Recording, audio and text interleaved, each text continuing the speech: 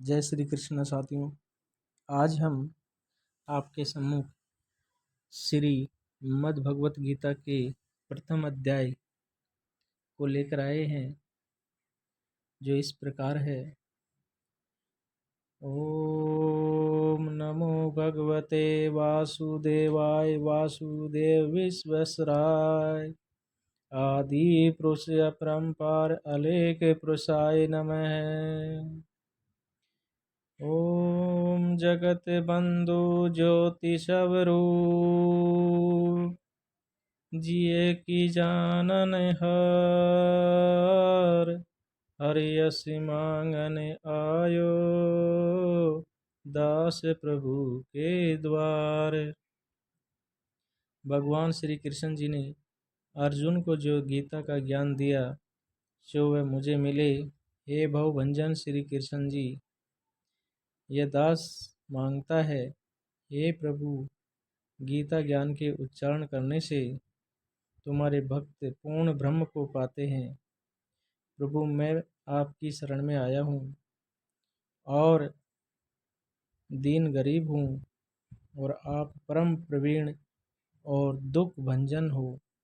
हे श्री कृष्ण भगवान, आपके संतों और भक्तों के हेतु मैं ये ज्ञान सरल भाषा में कहता हूँ।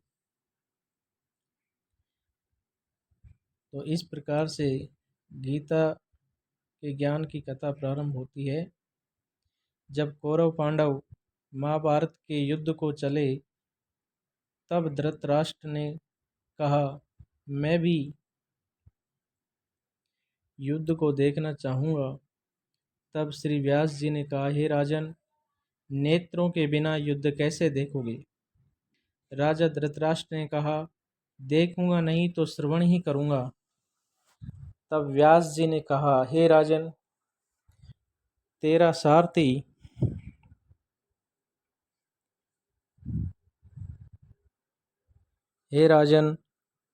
तेरा सारथी संजय जो कुछ भी महाभारत के युद्ध की लीला कुरुक्षेत्र में होगी वह यहाँ बैठे ही श्रवण करवाएगा। व्यास जी के मुख से यह वचन सुनकर संजय ने विनती करी, हे प्रभु, यहाँ हस्तिनापुर में बैठे कुरुक्षेत्र की लीला मैं कैसे जानूंगा तथा राजा को किस प्रकार कहूँगा। तब व्यास जी ने संजय को यह वचन दिया, हे संजय, मेरी कृपा से तुझे यहाँ ही सब कुछ दिखाई देगा। व्यास जी के इतना कहते ही संजय की दृष्टि दिव्य हो गई और बुद्धि भी दिव्य हो गई। अब आगे महाभारत का कौतुक कहते हैं, सो सुनो। 7 अक्षौहिणी सेना पांडवों की और 11 अक्षौहिणी सेना कौरवों की, ये दोनों सेनाएं कुरुक्षेत्र में जब एकत्र हुई तब धृतराष्ट्र ने पूछा, हे संजय, धर्म के क्षेत्र कुरुक्षेत्र में युद्ध की इच्छा से एकत्र हुए मेरे और पांडु के पुत्रों ने क्या किया। संजय ने कहा, पांडवों की सेना को व्यूहित देखकर दुर्योधन आचार्य द्रोण के समीप जाकर कहने लगे, हे आचार्य, देखिए, आपके शिष्य बुद्धिमान द्रुपद पुत्र ने पांडवों की बड़ी सेना की कैसी व्यू रचना की है। इस सेना में अर्जुन, भीम जैसे बड़े बड़े वीर, विराट, महारथी, द्रुपद, धृष्टद्युम्न, चेकितान, बलवान काशीराज, पुरुजित, कुंती भोज, नरों में श्रेष्ठ सैव्य, पराक्रमी योद्धामन्यु, बलवान उत्तमौजा, अभिमन्यु और द्रौपदी के पुत्र सब के सब महारथी हैं। हे ब्राह्मण श्रेष्ठ, आपके स्मरणार्थ अब मैं अपनी सेना के प्रधान सेनापतियों के नाम बताता हूँ। आप भीष्म, कर्ण, युद्ध विजयी कृपाचार्य, अश्वत्थामा, विकर्ण, सोमदत्त का पुत्र भूरिश्रवा और बहुत से शूरवीर मेरे लिए प्राण तक देने को तैयार हैं। ये लोग शस्त्र चलाने में अति निपुण हैं। हमारी सेना का जिसके भीष्म रक्षण है अपरिमित बल है और उनकी सेना जिसके भीम रक्षक हैं थोड़ा बल है। अब आप सब अपने अपने मोर्चों पर सावधान रहकर सेनापति की रक्षा कीजिए। भीष्म पितामह ने दुर्योधन को प्रसन्न करते हुए ऊंचे स्वर में गरजते हुए शंख बजाया। फिर वहां चारों ओर शंख नगाड़े ढोल गौमुखादि बाजे बजने लगे, जिनका बड़ा भयंकर शब्द हुआ। जिसके अनंतर श्री कृष्ण ने पांचजन्य और अर्जुन ने भी देवदत्त नामक शंख को, और भीषण कर्म करने वाले भीम ने पौंड्राक नामक बड़े शंख को बजाया। कुंती पुत्र राजा युधिष्ठिर ने अनंत विजयी, नकुल ने सुघोष और सहदेव ने मणि पुष्पक और धनुर्धर कांसीराज शिखंडी, धृष्टद्युम्न, विराट, अपराजित, सात्यकी, राजा द्रुपद और द्रौपदी के पांचों पुत्र महाबाहु अभिमन्यु, इन सब वीरों ने अपने अपने शंखों को बजाया। उन शंखों के भारी शब्द से आकाश और पृथ्वी गूंज उठे और आपके पुत्रों के हृदय कांप उठे। हे राजन, अर्जुन ने कौरवों को युद्ध करने के लिए प्रस्तुत देखकर धनुष उठाकर श्री कृष्ण ने कहा, हे केशव, मेरा रथ दोनों सेनाओं के बीच में खड़ा कीजिए, जिससे मैं युद्ध करने वालों को देख लूं कि इस रणभूमि में मुझे किन किन के साथ युद्ध करना चाहिए। दुर्बुद्धि दुर्योधन से प्रीति करने वाले जो युद्ध के लिए यहाँ एकत्रित हुए हैं, उनको देखूंगा। संजय ने कहा, हे राजन, अर्जुन की बात सुनकर श्री कृष्ण ने भीष्म, द्रोण आदि वीरों के सामने उत्तम रथ को खड़ा करके कहा कि हे वीर, युद्ध के लिए औद्धतन इन कौरवों को देख लो। अर्जुन ने चाचा, बाबा, गुरु, मामा, भाई, पुत्र, पौत्र, मित्र, ससुर और शिवजनों को शस्त्रों से सुसज्जित देखा, और उसने इन दोनों सेनाओं में अपने ही सब बांधों को देखकर परम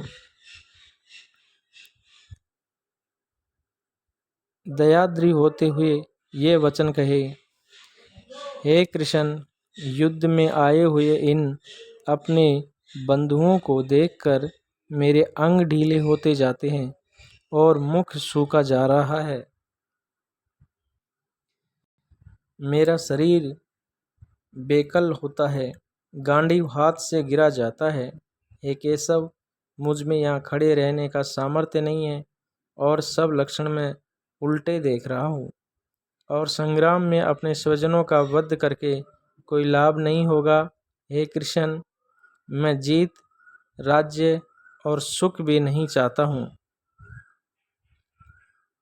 हे प्रभु, हमको राज्य, भोग तथा जीवन से क्या काम है, क्योंकि जिनके लिए राज्य, भोग और सुख की इच्छा की जाती है, वे सब इस युद्ध में प्राण और धन की इच्छा छोड़कर मरने को तैयार हैं। और आचार्य, पिता, पुत्र, पितामह, माता, ससुर, पौत्र, साले और संबंधी, ये सब मुझे मारे तो भी, हे मधुसूदन, मैं इन्हें मारने की इच्छा नहीं करूँगा।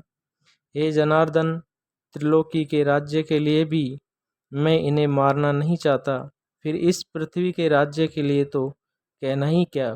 हे जनार्दन, धृतराष्ट्र के पुत्रों को मारकर हमारा क्या भला होगा, इसलिए हमें अपने भाई धृतराष्ट्र के पुत्रों को मारना अनुचित है। हे माधव, शिवजनों को मारकर क्या हम सुखी हो सकते हैं? ये सब लोभ के वशीभूत हैं और कुल का नाश करने तथा मित्र द्रोह करने में पाप को नहीं देखते। कुलनाश के दोष को जानते हुए भी हमको इस पाप से क्यों नहीं दूर रहना चाहिए। कुल का नाश होने से कुल के प्राचीन धर्म नष्ट हो जाते हैं, फिर धर्म नाश होने से कुल में पाप बढ़ता है। हे कृष्ण, पाप से कुल की स्त्रियां व्यभिचारिणी होती हैं, जिसमें वर्णशंकर संतान उत्पन्न होती है। वह वर्णशंकर जिन पुरुषों ने कुल को नष्ट किया है, उनको तथा कुल को नरक में पहुंचाते हैं, क्योंकि श्राद्ध, तर्पण आदि बंद हो जाते हैं। वर्णशंकर बनाने वाले दोषों से कुल ध्वंसकों के जाति, धर्म और कुल धर्म निरंतर नाश होते हैं। हे जनार्दन मेरे बारंबार यह हे जनार्दन मैंने बारंबार यह सुना है कि कुल धर्म नष्ट होने से निश्चय ही नरक का वास करना होता है। हाय, हम बड़ा पातक करने को तैयार हैं, जो राज्य सुख के लोभ से स्वजनों को मारने की कोशिश कर रहे हैं। शास्त्रों को धारण किए हुए धृतराष्ट्र के पुत्र यदि मुझे शस्त्र रहित और उपायहीन हो। संजय ने कहा, हे राजन, यह कहकर दुखित होकर अर्जुन ने धनुष बाण फेंक दिया और रथ के पिछले भाग में जा बैठा। इस प्रकार से यह श्रीमद् भगवत गीता के प्रथम अध्याय का वाचन आपके सामने प्रस्तुत किया है। बोले जय श्री कृष्णा, जय श्री कृष्णा, जय श्री कृष्णा।